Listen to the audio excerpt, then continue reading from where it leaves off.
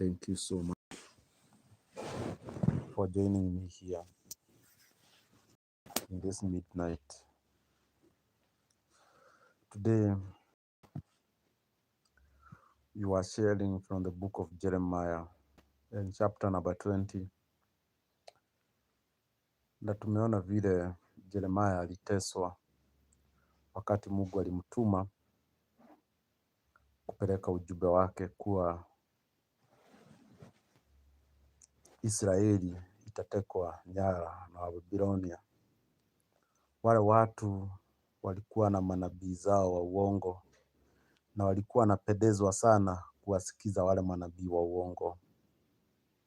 Na katika kitabu cha Yeremia sura ya 20 tunaona mmoja wa wale akimshika na kumhukumu Yeremia, wakamweka mahali na kumchapa viboko vingi sana. Baadaye kumfungia katika seli na baadaye wakamwashiria. Naye Yeremia katika huo ushungu akatabiri kuhusu yule aliyemshika. Akamwambia, utakuwa bure,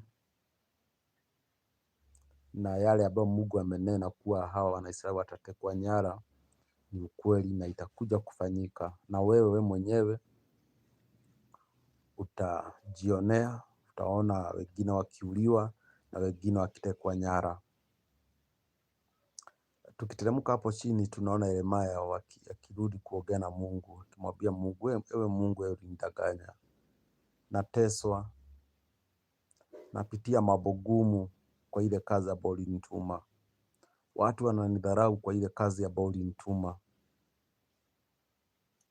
Na haya ni mambo mengi ambayo huwa tunajiuliza katika safari yetu kama Wakristiano. Wakati mwingine tunaumizwa bila sababu. Wakati mwingine tunapitia magumu mpaka wale ambao wametuzingira wanaanza kujiuliza, je, huyu ni yule mwenye huwa anasema yeye ni mwombezi? Unapata tunapitia mambo kama yale magumu sana, na wakati mwingine yanatukwaza moyoni, yanatukwaza katika imani yetu. Tunajihisi kana kwamba Mungu ametuacha, kana kwamba Mungu ametutuma mahali tuende tukateseke. Lakini sio hivyo. Katika hii dunia Bwana yetu Yesu Kristo alisema kwamba tutapata taabu mingi, lakini tujue kuwa yeye Yesu aliyashinda yote. Kwa hivyo hata wakati tunapitia magumu, lile jambo muhimu sana ni kuomba Mungu atupe uvumilivu. Uvumilivu ni ule wakati tunapitia mambo magumu, wakati unashindwa kama kweli Mungu alikutuma uende ukateswe. Kwa mfano, wakati wale mitume walikuwa wanaenda kuhubiri, wakati mwingine Mungu alikuwa anafanya tu kusudi waweze kupitia magumu ili watawanyike katika dunia mzima. Na tunaona waliteseka, hata vifo vyao havikuwa vifo vya kawaida.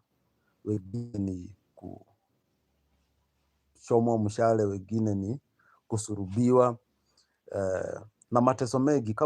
Kabla ya kifo pale walikuwa wameteswa kwa njia nyingi sana. Wengine pale tunaona mpaka Paulo na Sila wakiwa mahali wamefungiwa katika jela kwa sababu ya kuhubiri Injili. Kwa sababu hii dunia kuna yule ambaye anatawala, na ile anatawala hii dunia ni adui yetu mkuu, na huyu ni shetani. Na huyu shetani, kama vile nimekuwa nikifundisha wakati mwingine, ni kuwa shetani hana sura, hana mwili. Penye tu Mungu hana mwili.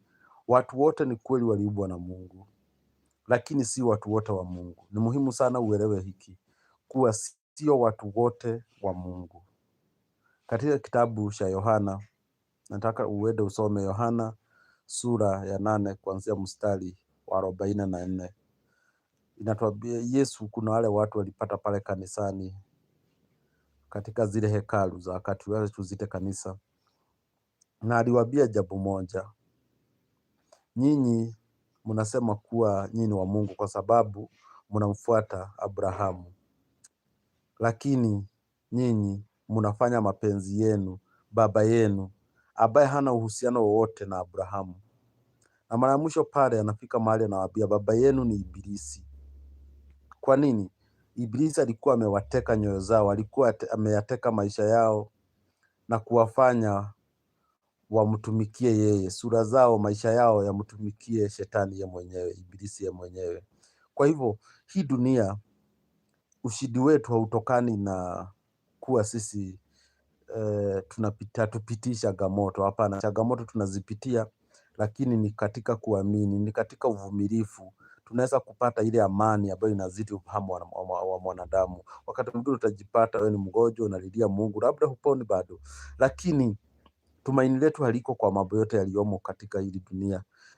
Tumaini letu liko katika Yesu Kristo aliyetuokoa. Ndipo tunafanya kazi. Wakati tunafanya kazi tunaambiwa fanya kazi umpendeze Mungu. Ufanye kazi kama unamfanyia Mungu. Usifanye kazi kama unafanyia mwenzako ama binadamu mwenzako. Ukifanya vile utashoka. Wengine wanakutusi, wengine wanakufanyia kama vile Yeremia alikuwa anafanyiwa pale katika Yeremia sura ya 20. Alikuwa anapishwa mambo, wengine wanamwambia wewe labda wewe unaleta tu ujumbe, haifanyiki, haiendelei hivi. Wengine wanatuona hivyo, lakini tumaini letu haliko hapo. Na mimi jambo kubwa sana ambalo huwa natoa kama ushuhuda ni kwa pale ambapo Mungu alinitoa, nilikuwa mahali kubaya sana. Tangu utotoni mwangu nilipitia maovu mengine makubwa sana. Mapepo fulani yalikuwa yameanza kunikuba. Katika mwaka wa Disemba, katika mwaka wa 1997, babangu alipata ajali pale ukielekea Nyeri. Kuna mahali hapo, hata actually jana nimekuwa huko Nyeri. Akapata ajali na akafa na tukamzika ule mwaka. Lakini baada yake kufa, mimi niweza kupitia changamoto kubwa. Mimi nikilala hivi, nilikuwa mtoto tu wa miaka 7 hivi, nilikuwa napitia magumu. Unapata nikilala hivi naona kama ni mawe yanabigirika kuja kuniua. Na hii mambo yote haikuwa rahisi kwangu, haikuwa rahisi hata kidogo kwangu. Yalinifanya pia katika mawazo, katika kukua kama mtoto, nikaanza kudidimia, kurudi nyuma, nikaanza kusita wakati naongea, na mambo mengine yakaendelea hivyo. Na pale ndipo hatukuwa tunaenda kanisa, lakini mwaka wa 1000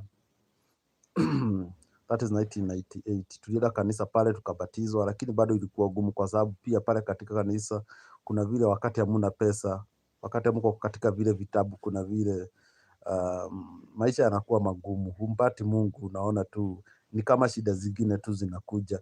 Lakini huu ni ushuhuda wangu nawatolea. Mungu mwenyewe alinielekeza katika kusoma Biblia, ile Biblia kidogo ya Gideon, na nikakuwa wakati kabla nilale nasoma ile Biblia. Hai, wale wananisalimia, hi, how are you, thank you. Nikawa nasoma ile ombi la Lord's Prayer, na nikiomba ile ombi nikawa napata amani usiku, yale mapepo ya piti. Na nikaanza sasa kuerefuka tena. Nilikuwa nimeanza kuwa ni kama nakuwa mjinga, ni kama narudi nyuma. Na katika yale maombi nikapata ile favor ya Mungu. Nikienda shuleni napita na kuwa nambari 1.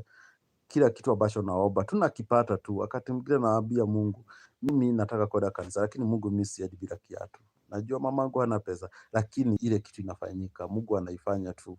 Ile ni imani ingine ambayo sikuifahamu, lakini Mungu alikuwa tu ananielekeza.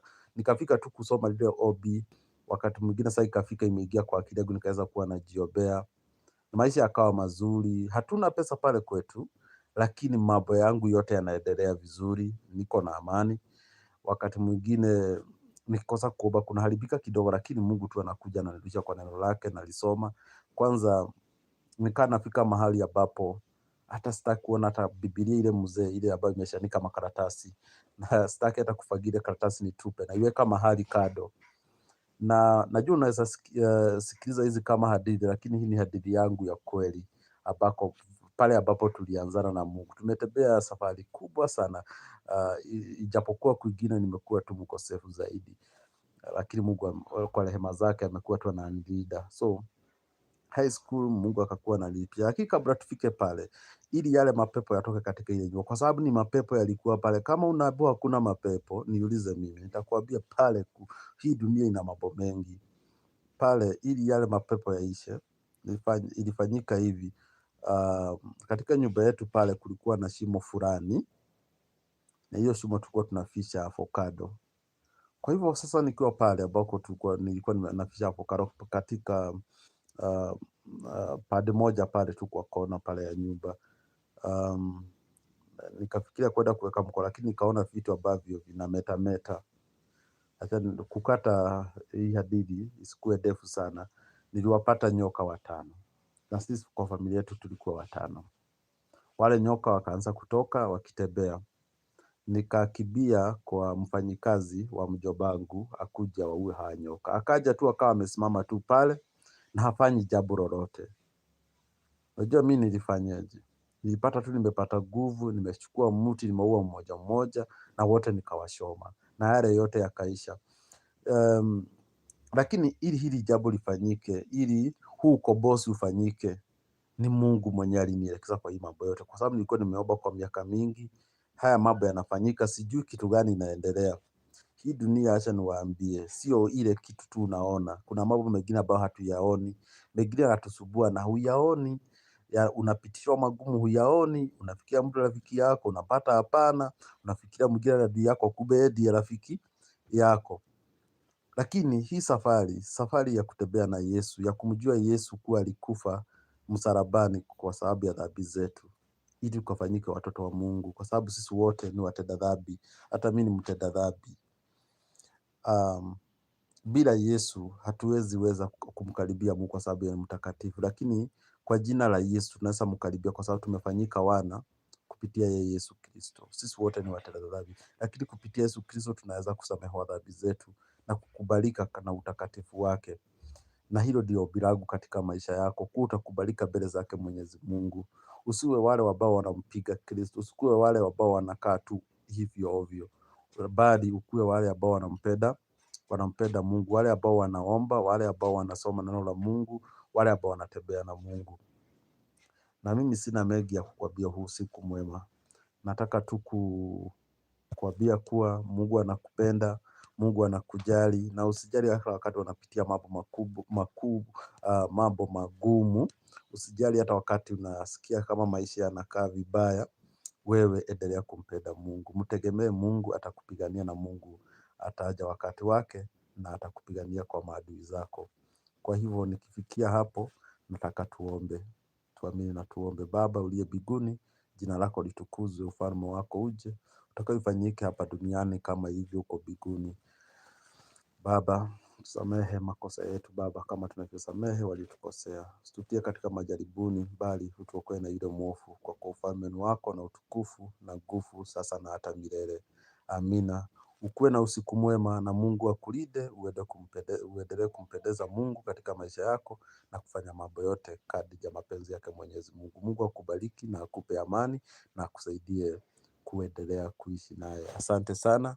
God bless you. Thank you for those few minutes that have been here live. Mungu akubariki sana. Bye bye. Have a blessed night.